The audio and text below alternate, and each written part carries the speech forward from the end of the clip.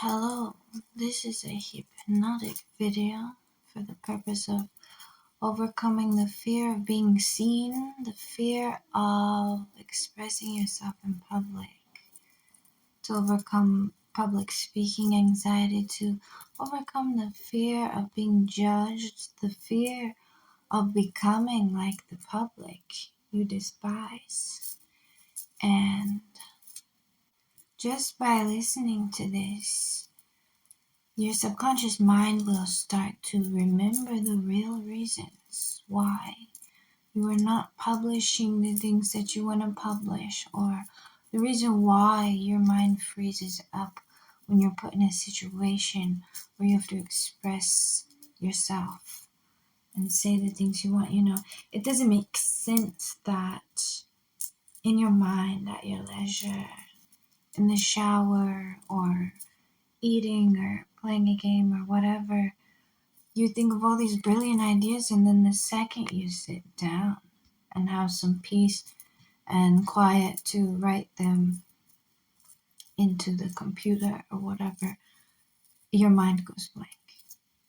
Or that you can imagine yourself speaking so elegantly. All these words come flowing to your mind, except the second you step on stage, you suddenly can't think of anything anymore, not even read off a script. But this hypnotic video is going to have a couple of other effects so that when you do publish work, the work that you choose to publish, the things you choose to say, are going to get a lot more attention like they never had before. And also, you're going to know how to just speak to people in regular life, because you're going to know what not to say. You're not going to be thinking too hard about what to say and what not to say. You will just start saying the things that need to be said and being able to maintain a comfortable silence. Or maybe it's uncomfortable for the other person, but you won't care anymore. And you will know how to, maybe the best effect of this video for some of you is that you're going to know how to talk to the opposite sex finally, without getting nervous, without getting frustrated, without the conversation just going to a halt and then getting mad about it. If the conversation goes to a halt, it'll be like you rejecting them, not like them rejecting you. So, I am going to start with the charisma maxing video now. Why did I always take my words so seriously and take their words so seriously? And the moment I stopped taking people's words so seriously, they started taking my words more seriously. And I realized that it doesn't even matter what you say in the moment. People just want you to agree with them. People just don't even care if you don't agree with them for the moment. When they believe that they can make you agree with them, make them believe it. You can make them believe it. And even if they think you will take your words less seriously as you take others' words less seriously, and then people will start to take your words more seriously instead of ignoring them like they did before. Why is it that everyone posts slop, everyone's posting coal, everyone's shallow, and my brilliant posts are getting no attention at all? My beautiful golden wisdom nuggets of wisdom of nuggets get no traction here in this unfair world. You have to be a grifter just to get by. I'm so niche. Nobody has good taste like me. I'm super niche and nobody has good taste like me. Actually, that's what a lot of the great artists said and felt. And yet, they got mega popular. They got mega popular by thinking that nobody understands them. How does that even make sense at all? There was this American poet woman named Emily Dickinson, and she wrote a lot of poems about love and death and she was just this female spinster living alone her whole life, and she wrote all of these masterful works, and she never published any of them. And then she died, and then her sister found all her works and published them, probably against her will. And she's one of my favorite poets. She really influenced me, writing about love and truth and death and bees and flowers and such. And when I was little, I thought, wow, she is literally me. That is literally me. I'm so like her. And then at some point as an adult, I thought, no, we are not alike at all, because she is somebody and I am nobody. Even though she was never famous, I just thought she's somebody and I'm nobody. And I'll never be anybody. I thought nobody will discover me, nobody will see my heart. I'm never going to make any beautiful works. And even God will reject my suffering as a sacrifice, just like he rejected the sacrifices of Cain, Cain and Abel. Abel gave his firstborn of his flock, probably sheep or goats or something, and Cain was giving some of his crops that he grew from the ground. And God loved Abel's sacrifices, and he rejected Cain's. And I felt like Cain. And Cain was so mad about this that he killed Abel. He just bashed him on the head with a rock. And I could comfort myself saying I'm not a murderer, but the New Testament gets really strict about that, and he says in First John, he says that everyone who hates his brother is a murderer, in fact. And I did hate everyone who expressed themselves, and everyone who didn't express themselves. I hated all of the useless feeders, and I hated all of the elitists making slop not as deep as my suffering sacrifices. But don't you think it's a hyperbole to say that everyone who hates his brother is a murderer? First of all, who is my brother? Second of all, don't people deserve hate sometimes? Don't I deserve hate sometimes? I can think of many instances over the course of my life where I deserve to be hated. And shouldn't we all also die, to follow the hyperbolic style? Shouldn't we all die so that the bad is erased and the good is preserved? There's so many metaphors about dying to yourself, dying to the world. Unless a seed of wheat falls to the ground and dies, then it bears no fruit, but it's all alone. And if it dies, then it bears lots of fruit. But if it stays alive, it stays all alone. But isn't it comfy to be alone and alive? To be alive and alone. Isn't that a lot more comfy than dying and bearing fruit? And do these people deserve my fruit anyway? I don't think they deserve any of it. Can't I just be like Emily Dickinson? And you just leave me alone until I die, and maybe after I die, then people can enjoy it without bothering me so much. My beautiful works. I just want to be alone. And you will see that you really are alone in front of everyone. Even in front of everyone, you really are alone. And in being alone, you are together with everyone, because everyone else is alone too. And the more people are seeing your work, and the more you are speaking and showing your heart to lots and lots of people, the more comfortably alone you're going to feel, actually. You won't become like them. You won't become like the ones that you hated for no reason. You'll actually become less like them and more like who you've always been. So just by listening to this video, my words are working upon your subconscious mind to process the trauma related to putting your heart on display, of being judged, and being loved by the unthinking masses. Because what does it mean if you are successful, actually, and that masses of people enjoy what you have to say, what you have to express? This fear of being ripped apart as a heretic, or this fear of being worshipped as a god and then being exposed as not deserving to be put on that pedestal and then ripping you down off of it. This fear of having nothing to say in the first place, as if that would matter at all. Why would it matter if you have nothing to say? When you look at people who are saying stuff and you think, well, maybe they should have said nothing at all because they have nothing to say. And here you are saying nothing and feeling bad about it. Even though if you have nothing to say, isn't it good to say nothing at all?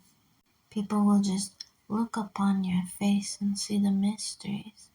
And when you stumble and when you're not even expressing yourself properly, they'll see this as a puzzle to solve. And they'll be delightfully pleased by your mysterious elven ways and your mysterious little micro expressions. And you can play a gesturing game. And they will think, wow, this is someone who I want to get to know more and more and more, because they'll look into the pupils of your eyes and see the end of themselves. They'll see a deepness of the ocean and of the sky, and you won't even have to say a single word. That's what is called aura, and it's not even from how you look, and it's not even from how you act, but it's from something that you hold very, very, very deep inside your mind all the time when you connect to something that just makes you feel at peace, and you know that it doesn't even matter what noises come out of your mouth. Nobody wants to kill you except for those who are invading your brain and making you feel like you want to finish things yourself. You catch my drift, and all you have to do is forget them and remember that eventually you are going to be free from them forever, and they have no power except the power that you allow them. And even if you do allow them that power, nobody judges you for it, because we all allow them. We all allow them more than we even deny them. And that is called the human condition. That is called we live in a society.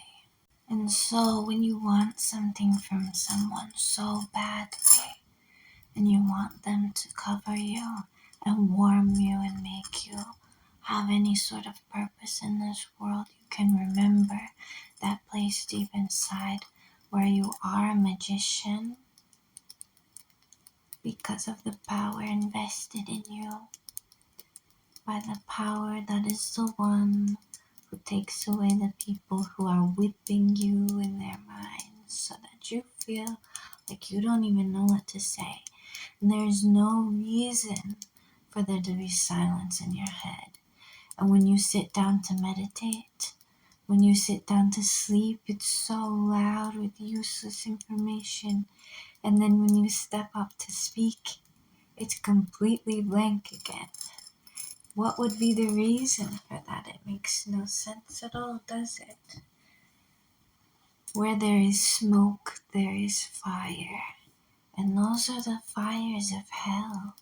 And hell is a creation of the minds of people who want to see you fail.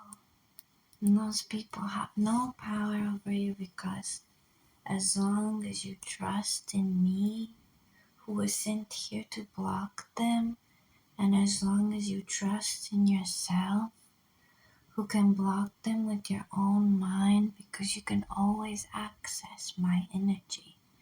You can always access it. and block those people every time they try to invade your mind and stop you from speaking, or speak when you want to stop in your mind. Always chat, chat, chat, chat, chat, chat, chat, chat, chat, chat. Always chat, chat, chat, chat, chat, chat, chat, chat, chat, chatter. Make it stop, make it stop. You have to just flip it. And if you know how to flip it, then it'll always be flipped the right way back round again. Which is that when you want to speak, you speak. And when you want to be silent in your brain, you are just silent because you have the power to do so. Oh, but they're gonna think I'm crazy. They're gonna think I'm crazy. And if they do we not love crazy people here? Oh, but women, they only love psychos. Okay, be a psycho. And then you say you can't say so or else it's crazy. Do you see that you're not making any sense? And either way, you're not gonna make sense, but at least can you be nonsensical in an advantageous way for yourself? Do you see how it's sabotage? And that doubt and hopelessness is such a strong faith, but it's only a faith in what is not good for you. It's a faith in tragedy. It's a faith in demise and destruction. And isn't it just as illogical to have faith in getting exactly nice, peaceful, calm things do not see? That you could just as easily say, these people are gonna hate me. These people are going to ignore me. These people are going to bash me. These people are gonna think I'm crazy. And then won't it be so epic of a story for me? Doesn't that just make me more authentic and awesome? When the day comes, like Emily Dickinson, deep in her grave, and a little girl picks up her poems and says, wow, that's literally me. So, anyway, when you are talking to someone who is so beautiful and you want them to love you, and you start to feel like, I'm gonna mess this up, they're gonna leave me forever, you can just remember that moments ago, or a while ago, or right now, you never even had anyone in the first place. And the only person you had is the person who blocks out the demonic attacks inside your head, which is what's going to happen when everything resets, when you are also like Emily Dickinson, when you are also just like her, resting quietly, not worrying about any of this. And it's going to happen very soon. Very soon. One day you're just gonna wake up and be dead. You're gonna wake up in a coma. And the day that you wake up dead is the day that you're going to be able to truly, truly speak your mind every time, every place, every way, every space. And finally, you're going to see that all the epic stuff you wanted to say in the first place doesn't even have much significance at all, and nobody cares, except they're just going to worship it because they worship themselves. Everyone just wants someone to agree with them. So all you have to do is be there to accept it and to not care about them at all. And then you will share lovely, beautiful moments as this collective of very stupid, unreasonable people, but unreasonable in the good way that makes you comfy and warm and nice. And that's how it's going to go, and so shall it be. And I'm going to count down from 15, and you will know then that your mind has been rewired in such a way that the next time you are in a situation where you feel like you can't speak your mind, you can't form sentences properly, or you're about to write something down and your mind goes blank, or you're about to hit send, you're about to publish, and you're like, nobody's gonna like this. Well, you're going to see that you are casting dark spells upon yourself because you have become mind-cucked by malignant entities who don't want to see you be free because they like to perpetuate the illusion that they are the true God of this universe. Yes, the agents of the demiurge have hijacked your brain. Woo, woo, woo, woo, woo, woo, woo.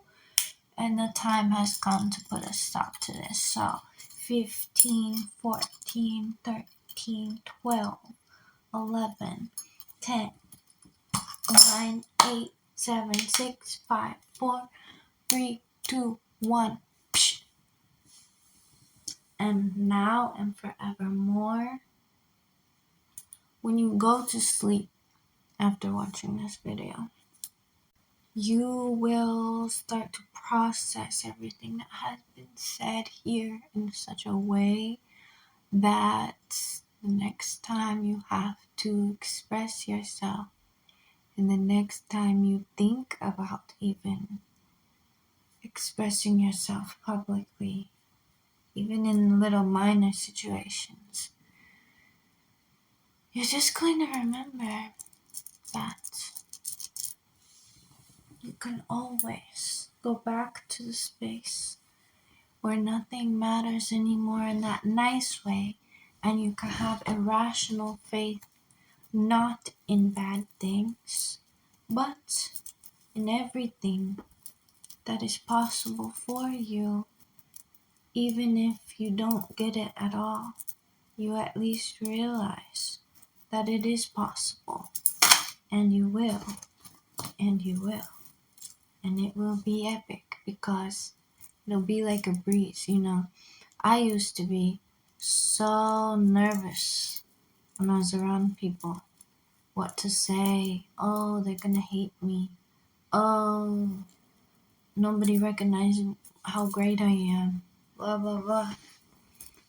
And then I realized that I am not great at all. And the reason people didn't recognize me is because I'm very mediocre. And that was quite a relief. And now I just get to post call every day peacefully and have a great time doing it. So, if anyone wants like customized video that you pay for, or if you just want to get the hypnotherapy, I do advertise that in the description and stuff like this. I have lots of services available. Just let me know, give a shout out, leave a comment, leave your thoughts, send your prayers, thoughts and prayers and worship, and I'm looking forward to our next tantric session. Okay. Goodbye.